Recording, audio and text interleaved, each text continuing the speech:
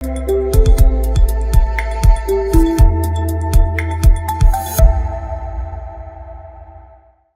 morning, India. Hi, this is Nachal Puri on Spotify with Taza Talks. Today, we are welcoming you an exclusive conversation with Dr. Alfia Katlariwala, physiotherapy expert who believes in healing smarter, not harder. So, she is on our studio, and आज हम उनके बहुत ही आभारी हैं.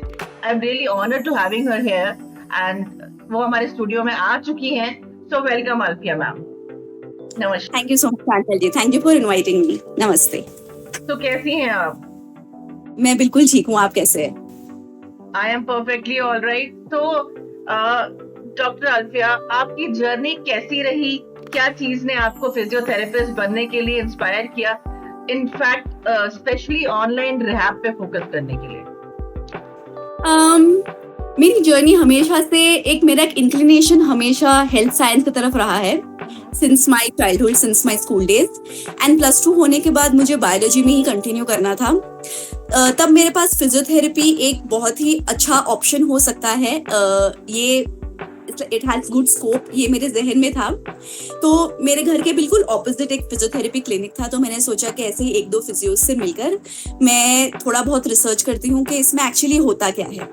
सो I spoke to them, मैं उनसे मिली and वहाँ से मुझे एक्चुअली पता चला कि इसका कितना स्कोप है. 1-on-1 पेशेंट्स के साथ कैसे डील करते हैं, इंटरेक्शन क्या है, असेसमेंट फॉर्मेट क्या है, क्या एक्चुअली होता है. तो मैंने डिसाइड किया कि यस, +2 के बाद मुझे फिजियोथेरेपी के साथ ही कंटिन्यू करना है. उनमें से एक फिजियोथेरेपिस्ट थे जिन्होंने मुझे मूवमेंट इज मेडिसिन इस कोर्स से इंट्रोड्यूस कराया, जहाँ पे मैंने उनके साथ ये सीखा और ये देखा कि फिजियोथेरेपी सिर्फ ट्रीटमेंट के लिए नहीं, लेकिन परफॉर्मेंस एनहांसमेंट के लिए भी यूज की जा सकती है. सो इस तरीके से मेरी फिजियोथेरेपी को अडेप्ट करने की और मतलब वो जर्नी को अडेप्ट करने की. And as I was learning, मैंने उनके साथ एक ऑब्जर्वरशिप भी चालू कर दी along with my college. And वैसे मेरी जर्नी एज अ फिजियोथेरेपिस्ट शुरू हुई. इन 2015-2016 जब मेरा पोस्ट ग्रेजुएशन कंप्लीट हुआ, मुझे कुछ अपॉर्चुनिटीज मिली जहाँ पर मैंने ऑनलाइन बहुत सारे कोर्सेज किए, UK US बेस्ड कोर्सेज किए मैंने. एंड वो लोग ऑनलाइन इंस्ट्रक्ट करते हैं. जो इंस्ट्रक्टर्स हैं उनकी प्री रिकॉर्डेड वीडियोस भी होती है एंड अदरवाइज वो लोग 1-on-1 क्लासेस भी लेते हैं. तब मुझे स्ट्राइक हुआ कि फिजियोथेरेपी सिर्फ एक एरिया लिमिटेड फील्ड नहीं है. जब अगर आप रिहैब ये कॉन्सेप्ट को थोड़ा सा और क्लैरिफाई करते हो, तो ये it can reach out to like a magnitude of people. So वैसे 2018 में अल्फिजियो नाम से मैंने अपना एक ऑनलाइन जर्नी शुरू किया.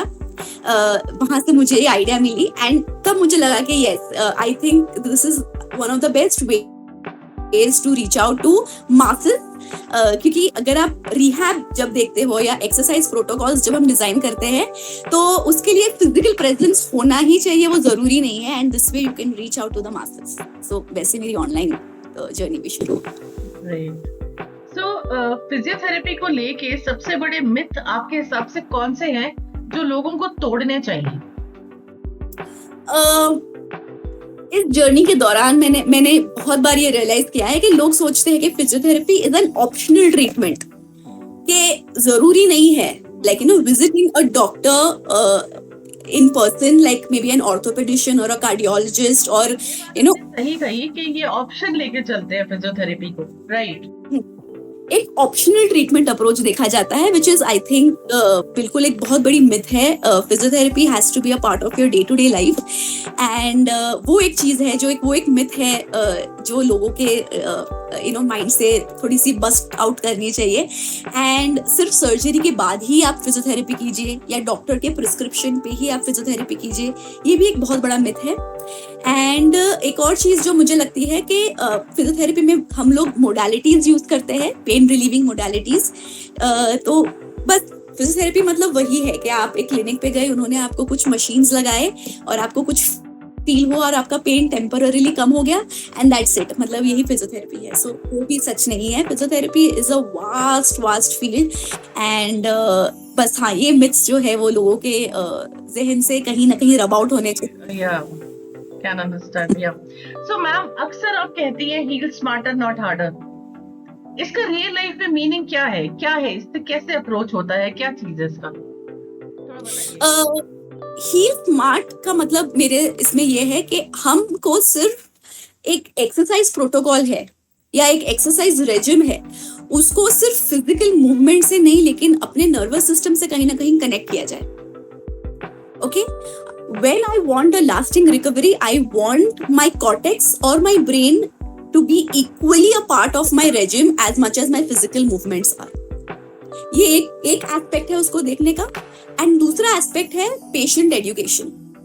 अगर मैं आपको आपका प्रॉब्लम क्या है उसके लिए अगर मैं आपको सही तरीके से एजुकेट कर पाती हूँ, तब आपको रियलाइज होता है that yes I need to feel to change something. ठीक है, जब हम लोग ये अंडरस्टैंड करते हैं कि मुझे कुछ चेंज करना है, मेरे बॉडी को उस चीज को चेंज करने में आसानी हो जाती है. अगर मैं इस कॉन्सेप्ट को थोड़ा सा इलैबोरेट कर सकूं, तो व्हेन आई से दैट मुझे एक्सरसाइज को अपने न्यूरल सिस्टम से या ब्रेन से कनेक्ट करना है, उसमें दो एस्पेक्ट्स है. एक होता है मूवमेंट मेमोरी. तो for example let's take a very basic example. समझो कि आप ने सबसे लाइफ में फर्स्ट टाइम एक चपाती बनाई. ठीक है, तो आपको उसका एक शेप आने में, उसको सही तरीके से बेलने में, फिर साइमल्टेनियसली बेलना और सेकना, ये करने में आपको शायद कितना टाइम लगा होगा. The very first few days that you are doing it versus अभी उसको 6 months से आप कर रहे हो. So it's like a piece of cake. आप तो बात करते करते भी आप बेल भी रहे हो, सेक भी रहे हो साइमल्टेनियसली. ये क्यों हो पा रहा है, ये कैसे हो पा रहा है? क्योंकि आपने एक एक्टिविटी जो रेपिटेटिवली की है, आपके ब्रेन ने उस लर्निंग को स्किल में कन्वर्ट किया है. Okay, so your brain has converted a learned activity into a skill. So मेरा ब्रेन है वो इक्वली इन्वॉल्व्ड है when I am doing a movement. ठीक है, तो इस तरीके से मेरी एक मूवमेंट मेमोरी बनती है. That is one thing. ठीक है, सेकेंड थिंग है कि मेरा जो ब्रेन है वो एग्जैक्टली मेरा कमांड फॉलो करता है. ओके, सो फॉर एग्जाम्पल अगर मैं आपसे कहूं कि lift your hand up and down, versus अगर मैं आपसे कहूं कि let's imagine that your hand is like a feather and पीछे से विंड ब्लो कर रही है and now your arm is lifting up on its own. ये दोनों कमांड्स अगर आप समझो अभी ट्राई करके देखें, तो दोनों मूवमेंट का जो फील है वो कंप्लीटली डिफरेंट होगा. ओके, इसका मतलब मेरा ब्रेन जो है वो फीडबैक के ऊपर काम करता है. एक सेंसरी फीडबैक गया, उस सेंसरी फीडबैक पे मेरा ब्रेन काम करेगा. ओके, तो मुझे एक्सरसाइज उस तरीके से करनी चाहिए जहां पर माय ब्रेन को एक सही तरीके से, सही फ्रीक्वेंसी, सही इंटेंसिटी से एक फीडबैक जा रहा है. मेरा मूवमेंट जो है उसका क्वालिटी ऑफ दैट मूवमेंट वो सही तरीके से हो रहा है. एंड जब ये दोनों चीज कंबाइन हो जाती है, ठीक है, तो my brain becomes equally a part of my movement regime and मुझे एक लॉन्ग लास्टिंग रिकवरी मिलती है. सो नाउ अगर समझो मुझे शोल्डर पेन है और मैंने सिर्फ शोल्डर को ठीक नहीं किया, लेकिन मैंने उस पैटर्निंग को चेंज किया है और मेरा ब्रेन इसके अंदर इक्वली इन्वॉल्व हुआ है, ना ही मेरा शोल्डर रिकवर होगा, लेकिन मेरा brain will start reflexively and intelligently working for my body कि अगर ऐसी कोई इंजरी वापस होने वाली है, मेरा ब्रेन पहले ही उसको रेक्टिफाई कर लेगा, या मेरे मसल्स उस तरीके से स्ट्रांग हो जाएंगे कि मुझे शायद वो वाली इंजरी वापस नहीं होगी. So this is one part of heal smarter. Second part is patient education. Educate करना, अगर आपको एक प्रॉब्लम है उसके बारे में आपका पूरा राइट है एक पेशेंट का कि वो अपनी प्रॉब्लम को पूरी तरीके से समझे कि उनको वो एक्चुअली क्या हुआ है और वो क्यों हो सकता है. अगर आप एक रियल लाइफ सिनेरियो ले, चाहे वो कुछ भी हो सकता है, जब तक आप ये खुद रियलाइज नहीं करते कि you should be able to feel the need to change.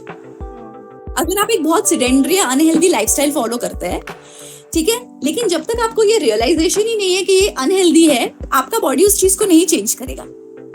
Similarly, जब तक आप एजुकेटेड नहीं है कि आपको एक्चुअली प्रॉब्लम क्या हुई है और उस प्रॉब्लम को आपको किस तरीके से और किस स्टेप बाय स्टेप मैनर में ट्रीट करना है, आपका ब्रेन उस चीज को उस चेंज के लिए अडेप्ट नहीं कर पाएगा.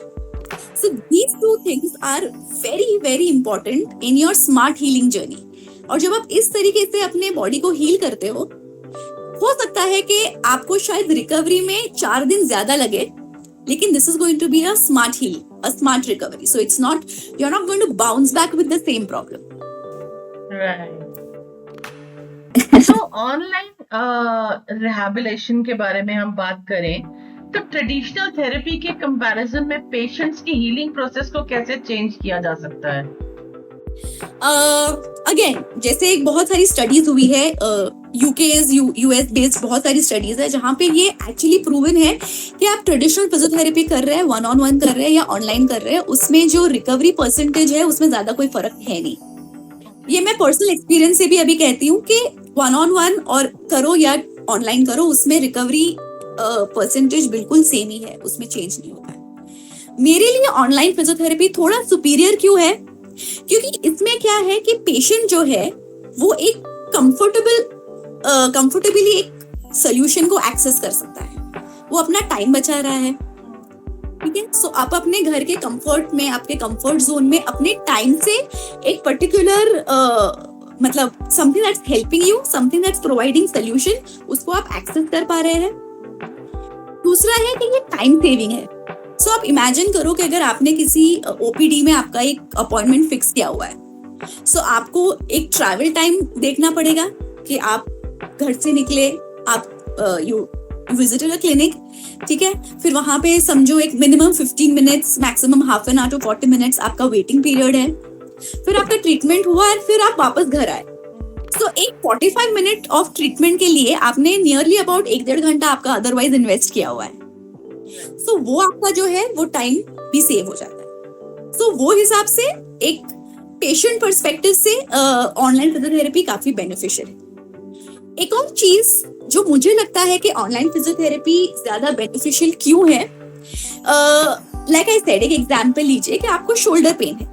अगर आप मेरे पास 1-on-1 आते हो for consultation, so I will check your shoulder because I am able to touch you. I will check your shoulder, मैं आपको आपका शोल्डर मूवमेंट असेस करूंगी, आपका पेन असेस करूंगी and I will treat you for the shoulder. ठीक है, online में क्या है, हम आपको टच नहीं कर सकते. So what I will do instead, I will call out for a few videos. मतलब मुझे अगर आप आपकी मुझे हिस्ट्री देते हो तो उससे मुझे एक डिफरेंशियल डायग्नोसिस मिलता है. डिफरेंशियल डायग्नोसिस मतलब एक 4-5 पॉसिबिलिटीज कि इसकी वजह से आपको पेन हो सकती है. तो डिपेंडिंग ऑन दोज पॉसिबिलिटीज मैं आपसे कुछ वीडियोस मंगाती हूँ, मूवमेंट बेस्ड वीडियोस, कि आप ये पर्टिकुलर XYZ मूवमेंट करके आपकी वीडियो मुझे सेंड कीजिए. फिर हम उस वीडियोस को स्टडी करते हैं and we are studying movement in relationship to gravity. तो इसमें हम लोग क्या कर पाते हैं, we are able to give you a more holistic approach and a more long term recovery. क्योंकि बहुत बार ऐसे पाया गया है कि अगर मुझे नेक पेन है वो शायद मेरे लो बैक पेन की वजह से भी हो सकता है, या अगर मुझे शोल्डर पेन है वो मेरे रिब केज के रिस्ट्रिक्शन की वजह से भी हो सकता है, या अगर मेरे घुटने में दर्द है वो शायद मेरे किसी पोस्चर के वजह से या किसी और चीज की वजह से भी हो सकता है. So when I'm studying your body as a whole in relationship to gravity, it gives me a more holistic picture of your body than being able to just physically touch one area and just treat one area of the body. So इसलिए मुझे लगता है कि online थोड़ा और convenient है patient based versus the traditional physiotherapy. So consistency maintain करना patients के लिए टफ होता है. आप उनको मोटिवेट करने के लिए क्या टिप्स देती हैं? ये बिल्कुल सही है, कंसिस्टेंसी मेंटेन करना.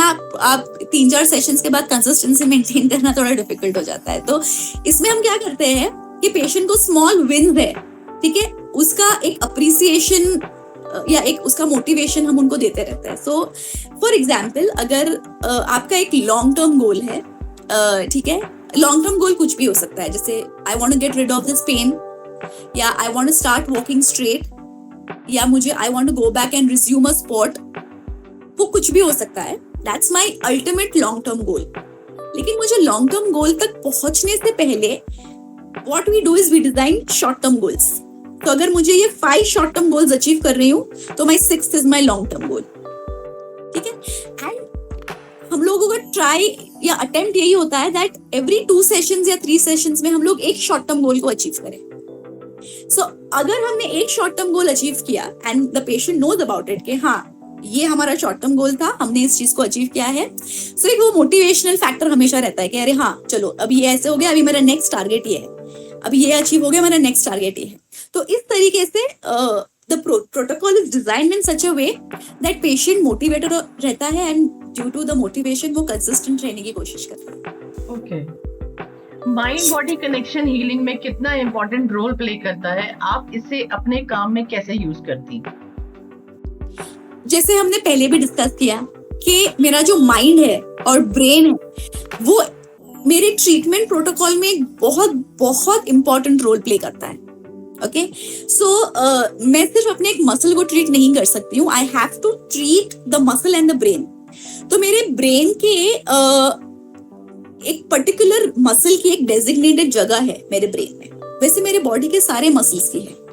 ठीक है, मेरे ब्रेन से नर्व मेरे बॉडी की तरफ आती है, उसे हम कहते हैं मोटर नर्व्स, एंड मेरे बॉडी से नर्व्स मेरे ब्रेन की तरफ जाती है, उसे कहते हैं हम सेंसरी नर्व्स. ठीक है, when I am treating you with feedback and feed forward mechanisms, अगर मैं इस रिफ्लेक्स आर्क को कंप्लीट कर पाऊं कि मैं मेरी motor nerve and sensory nerve ये दोनों को यूज कर पा रही हूँ, ठीक है, मेरा recovery is 100% and it's long term. इसमें एक और चीज है जिसको हम कहते हैं प्रोप्रायोसेप्शन. ये रिसेप्टर्स है या बोलो सिंपल लैंग्वेज में सेल्स है हमारे बॉडी में. ठीक है, इसे हम कहते हैं हमारे लैंग्वेज में द बॉडी सिक्स्थ सेंस. जैसे फॉर एग्जाम्पल अगर अभी आप रूम में बैठे हो और आप मेरे से बात कर रहे हो, लेकिन अगर पीछे से कोई आएगा तो आपको शायद फील हो जाएगा कि कोई तो है. आप शायद पता नहीं है, आपने देखा नहीं कौन है, लेकिन आपको ये जरूर फील होगा कि कोई तो आया है. ठीक है, सो दैट फीलिंग, ओके, ये जो रिसेप्टर्स है या ये जो सेल्स है मेरे बॉडी के अंदर हर ऑर्गन में, मेरा लिगामेंट है, चाहे वो मेरा टेंडन है, मेरा मसल है, मेरा कनेक्टिव टिश्यू है, मेरा फैशिया है, मेरे बोन्स है, ये हर जगह है प्रोप्रायोसेप्टर्स. ये जो सेल्स है ये मेरे बॉडी में प्रेशर, कंप्रेशन, लेंथ, शॉर्टनिंग, ये सारी चीज को सेंस करने में हेल्प करती है. ठीक है, तो अगर मैं इन रिसेप्टर्स को यूज कर पाऊं, okay, while I am, so that is the feedback mechanism that I am using. ठीक है, जब मैं अपने सेंसरी सिस्टम को एक्टिवेट करके एक ऑब्वियस तरीके से मैं या जानबूझकर उसको मैं यूज कर रही हूँ. ठीक है, कि ये पर्टिकुलर चीज को मुझे यूज करके ही ये मूवमेंट को अचीव करना है. जब मैं ये लूप फॉर्म कर रही हूँ of feedback and feed forward mechanism, इसे कहते हैं like mind body connection. You are using your mind और your nervous system and using your musculoskeletal system together to give you a lasting recovery. तो Alfiya ma'am, कोई एक या दो inspiring success stories आप शेयर कर सकती हैं जिसने बहुत ही ऑनलाइन में डिफरेंस, बहुत बड़ा डिफरेंस बनाया हो ऑनलाइन? बाय गॉड्स ग्रेस मेरे पास शायद थोड़ी ज्यादा है, लेकिन मैं 2 शेयर करूंगी आपके साथ. ओके, एक बहुत रीसेंट है. तो मेरे ये पेशेंट है, she had this major problem of urine leaking problem था उनको, एंड साथ में बैक पेन भी था. तो वो स्विट्जरलैंड से है, सो शी स्टेज देयर, और वहां पे वो लोग NHS प्रोटोकॉल यूज करते हैं जो काफी अच्छा है लेकिन थोड़ा टाइम कंज्यूमिंग है. सो वो मेरे जो पेशेंट थे, उन्होंने क्या किया, उन्होंने YouTube एक्सेस किया, कहा कि चलो YouTube से मैं थोड़ा बहुत एक्सरसाइज देख लेती हूँ जिससे मैं अपना यूरिन का ये प्रॉब्लम को कहीं कंट्रोल कर पाऊँ, क्योंकि उनके लिए कोई सोशल गैदरिंग में जाना या बेसिक एक्टिविटीज करना थोड़ा डिफिकल्ट हो गया था. बैक पेन भी उनको काफी था, लेकिन उनकी चीफ कंप्लेंट यूरिन लीकेज ही रही थी हमेशा, because that was really hampering. वो बिल्कुल एक हाफ एन आवर से ज्यादा अगर उनको घर के बाहर जाना है, so she had to think twice before moving out of the house. ऐसे उस कंडीशन में she was young, only 38 years old ऐसे. तो यू नो, तो खैर बिकॉज वो NHS प्रोटोकॉल थोड़ा लेंदी है एंड उनको थोड़ा चाहिए था कि क्विक उनको कोई सोल्यूशन मिल जाए, तो उन्होंने YouTube को चूज किया एंड उन्होंने YouTube वीडियोस देखे जहाँ पे बहुत फेमस प्रोटोकॉल है कीगल्स एक्सरसाइज का. एंड उन्होंने वो यूट्यूब वीडियो को कुछ शायद मेरे हिसाब से 1-1.5 महीने के लिए फॉलो किया होगा, जहां से एक्चुअली उनका ऐसे हुआ कि उनके जो सिम्टम्स थे वो कम होने की जगह बढ़ गए। हाँ, तो उनका यूरिन लीकिंग प्रॉब्लम जो पहले शायद थोड़ा कंट्रोल में था वो थोड़ा और वर्सन हो गया। फिर अगेन थ्रू इंस्टाग्राम ओनली, जहाँ पे मैंने 1-2 एजुकेशनल वीडियोस, एक लाइव किया था जहाँ पे मैंने 1-2 एजुकेशनल ये किया था ऑन पेल्विक फ्लोर। अगर मेरा लोअर बैक जो पेल्विक हिप बोन है उसके जो फ्लोर, उसके जो निचले हिस्से के जो मसल्स है उसके ऊपर मैंने एक लेक्चर किया था। And coincidentally she must have attended one of those lives. तो उन्होंने मुझे कनेक्ट किया। जब हमने उनका एग्जामिनेशन किया तब हमने ये फाइंड आउट किया कि उनका ब्रीदिंग काफी रिस्ट्रिक्टिव है। So she is not breathing correctly. Because she is not breathing correctly, she is not able to use her core muscles correctly. और because वो core muscles नहीं ठीक से यूज कर पा रहे, वो अपना pelvic floor भी ठीक से यूज नहीं कर पा रहे। Secondly, उनका pelvic floor already tight ही था। तो अगर Kegel exercise क्या है? It is repetitive contraction of the muscle. Okay, तो अगर मैं वो मसल ऑलरेडी जो मेरा टाइट है उसको वो कॉन्ट्रैक्ट ही करते गए और टाइट ही करते गए, इसलिए शायद उनका जो सिम्टम्स थे वो थोड़े से वर्सन हो गए। कीगल्स एक्सरसाइज अदरवाइज एक वीक पेल्विक फ्लोर के लिए काफी बेनिफिशियल होता है, लेकिन for her it backfired. With this history and examination हमने उनका एक प्रोटोकॉल सेट किया जहां पे हमने उनका थोड़ा सा ब्रीथिंग करेक्ट किया, उनके पेल्विक फ्लोर मसल्स के लेंथनिंग के ऊपर एंड स्ट्रेंथ के ऊपर काम किया, एंड थोड़ा सा उनके कोर मसल्स के ऊपर काम किया। उनका बैक पेन, वो अभी भी मेरे साथ कनेक्टेड है, उनका back pain is completely all right.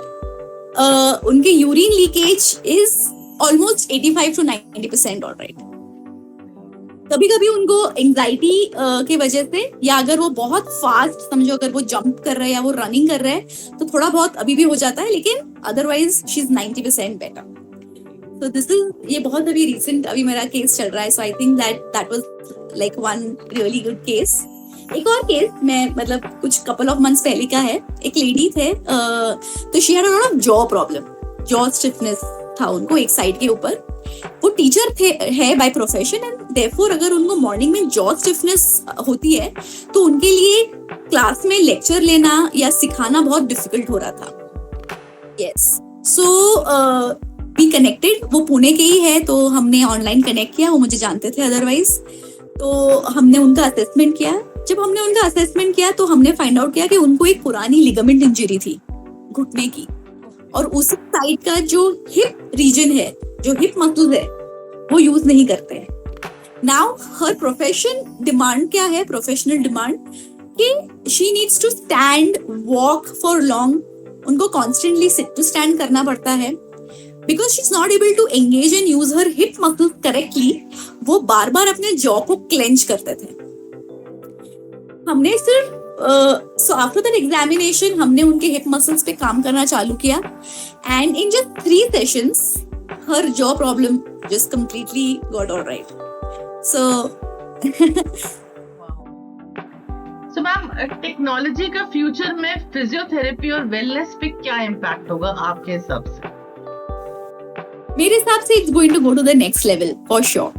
वैसे भी टेक्नोलॉजी ने दुनिया छोटी कर दी है, तो वेलनेस जो है, रिकवरी एंड वेलनेस जो है, उसके भी बॉर्डर्स काफी ब्लर हो जाएंगे। हम टेक्नोलॉजी को अगर इस चीज में अडेप्ट कर पाए तो हम लोग बहुत सारे फिजिकल एंड एनवायरमेंटल बैरियर्स को कम्पीट कर सकते हैं, कॉम्बैट कर सकते हैं, एंड पेशेंट को एक genuine and evidence based approach वो एक्सेस कर सकता है अपने घर बैठे।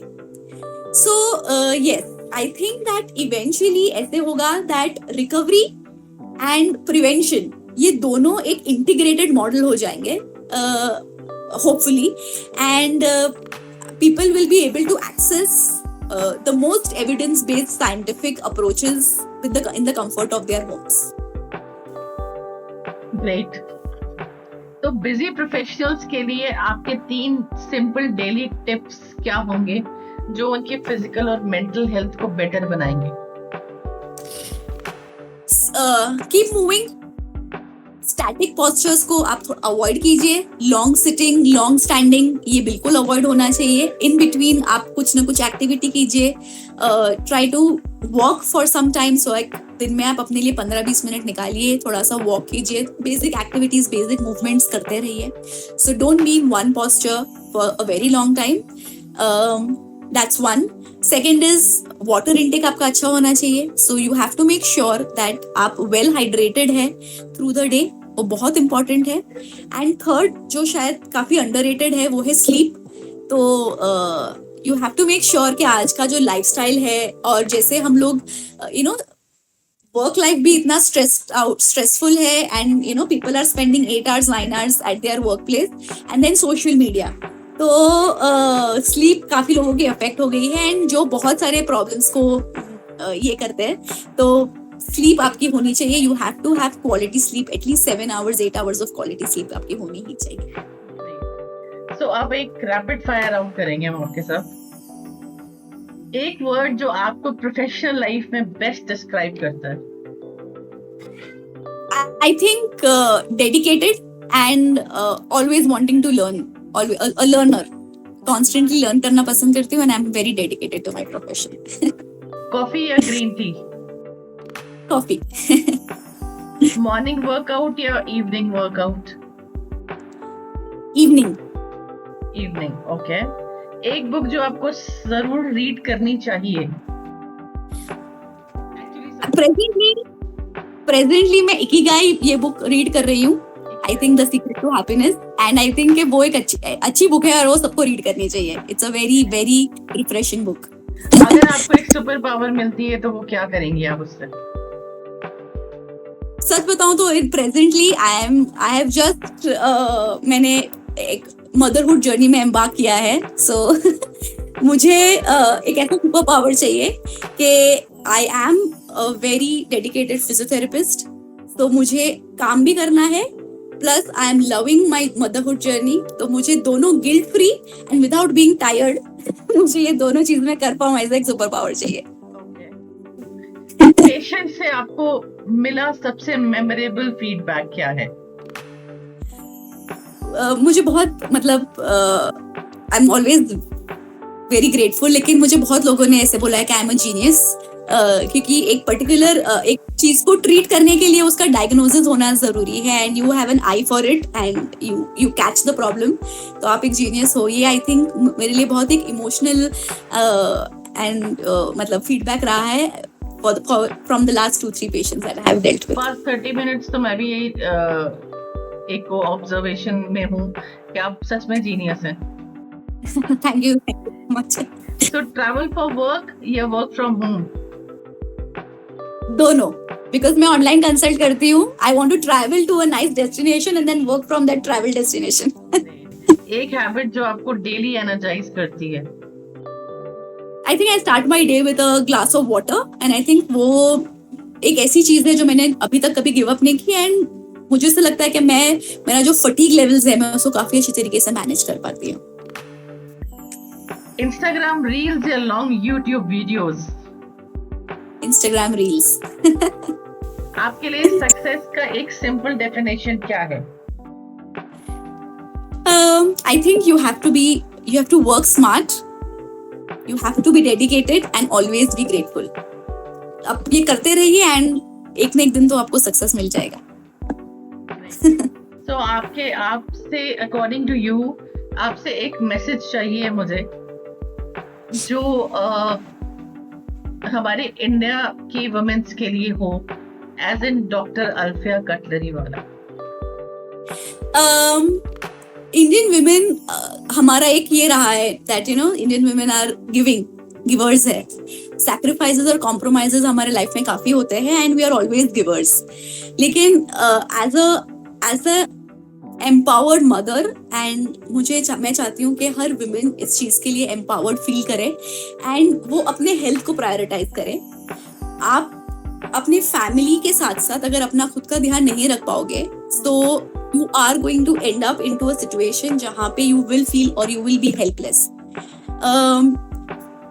हमेशा अपने फिजिकल हेल्थ, मेंटल हेल्थ के ऊपर ध्यान देना, and nip it in the bud. मतलब अगर आपको कोई प्रॉब्लम लग रही है, सो एक बहुत ही कॉमन है इन इंडियन वुमेन कि अरे अभी तो कुछ नहीं, ये तो होते रहता है, हम देख लेंगे, हम कर लेंगे करके बाद में देख हो जाता है, वो तो जैसे part and parcel of ageing और part and parcel of life. नहीं, ऐसा नहीं होता है। अगर आपको कुछ फील हो रहा है, चाहे वो इमोशनल हो, साइकोलॉजिकल हो या फिजिकल हो, you have to find the right kind of people to help you for that। ठीक है, हर चीज के लिए solutions अवेलेबल है, हर चीज के लिए आप हर प्रॉब्लम्स को डील करने के लिए प्रोफेशनल्स अवेलेबल है। So you must find access, and अगर आप एम्पावर्ड है, अगर आप अच्छे हैं, अगर आप हैप्पी है, सो आपके आगे के जनरेशन जो है वो, because you are a nurturer, at the end of the day a woman is the nurturer, and जब तक nurturer अब सही तरीके से अपने आप को मेंटेन नहीं करेगा, उसके जिनको वो नर्चर कर रहा है उनके ऊपर वो नर्चरिंग का वो 19-20 हो जाएगा। So I think women should now realize, understand and take care of themselves and then take care of everybody else. Wonderful. So बहुत अच्छा लगा. It was really an incredible journey with you today. और आपके जो links हैं हम लोग under the episode share कर देंगे so that people can approach you directly for your services. Thank you. Definitely. Thank you so much, ma'am. हमारे platform पे आने के लिए thank you so much. Thank you Aanchal ji, thank you so much for inviting me, and आपने मुझे ये वर्दी समझा कि मैं आपके साथ कनेक्ट करके अपनी जर्नी शेयर कर सकती हूँ, अपने थॉट्स शेयर कर सकती हूँ. I am so honoured and so overwhelmed. Thank you so much. Thank you so much. Thank you. So viewers, आपने आज इनक्रेडिबल जर्नी सुनी और देखी भी, और बहुत ज़्यादा आपने इसको एंजॉय भी किया होगा. डेफिनेटली लिंक शेयर कर दिया गया है, एपिसोड रिलीज कर दिया गया है. सो डेफिनेटली आप इसको लाइक कीजिएगा, शेयर कीजिएगा, कमेंट कीजिएगा, और प्लीज़ उनके अंडर द लिंक आपको डॉक्टर अल्फिया कटलरी वाला के लिंक भी मिल जाएंगे, तो आप उनसे कनेक्ट कर सकते हैं. और प्लीज़ अपनी हेल्थ के साथ खेलना छोड़िए और डायरेक्टली कनेक्ट कीजिए. कहीं भी कोई भी एक्सपर्ट की ज़रूरत है तो प्लीज़ डॉक्टर तक जाइए. Thank you so very much.